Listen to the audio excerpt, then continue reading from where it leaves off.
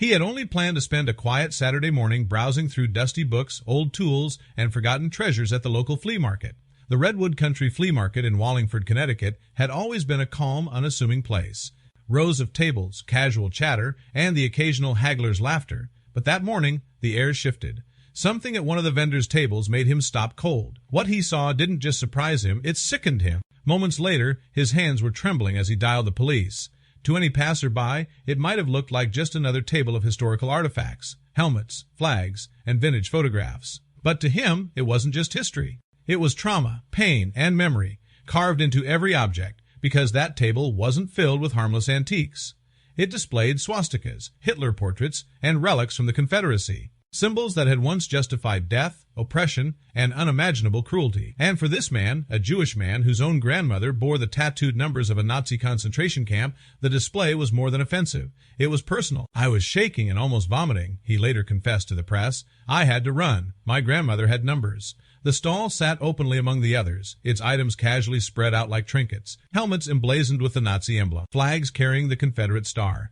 Even framed images of Adolf Hitler's cold eyes staring out across the crowded walkway of weekend shoppers. He called the police, hoping they'd see what he saw hate, dressed as collectibles. But when the officers arrived, their hands were tied. The market was private property.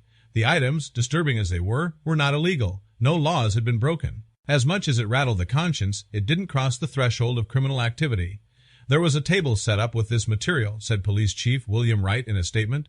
"It's not criminally illegal, but it obviously offended this person. It causes some people a sense of being uncomfortable." The man, fearing backlash, asked to remain anonymous, but he didn't stay silent.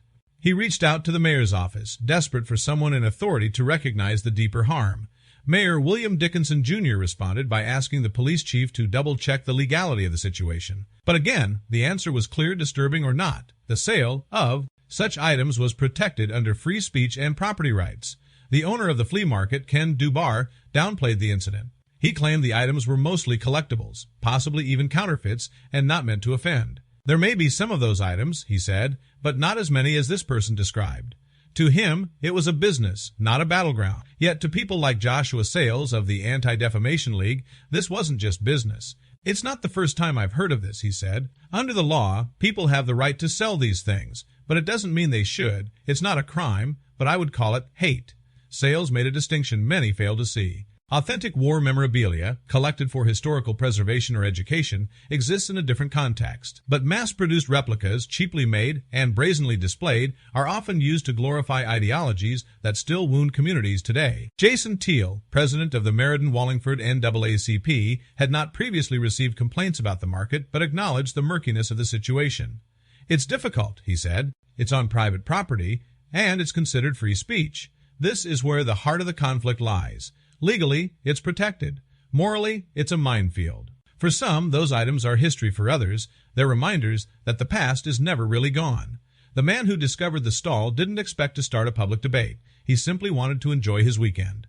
But trauma has a way of hiding in plain sight, in dusty corners of flea markets, in silent stares from familiar faces, in symbols that refuse to stay buried. There were no arrests, no items were confiscated. The stall remained open that weekend. And yet, something had shifted. Because now, people were talking. In the days that followed, the story quietly echoed through the town. Some defended the vendor's right to sell whatever he pleased. Others, especially those with family scars from war and racism, felt deeply shaken. It wasn't just about merchandise, it was about memory and how we honor or ignore it. The man who made the call never returned to the market. He didn't want attention. He just wanted someone to care. And in a small way, someone did. After quiet conversations, the vendor removed the Nazi items. In their place were coins, toys, and old photos. No fanfare, just a silent shift. The market owner agreed to review what's appropriate. It wasn't censorship, it was compassion. What began as one man's distress became a community's moment of reflection, and sometimes that's enough. Not every wrong needs a courtroom. Some just need a light shined on them. Because history isn't just in museums. It's in the choices we make, what we display, what we sell, what we tolerate. And the quietest acts, like a phone call made with shaking hands, can leave the loudest echo.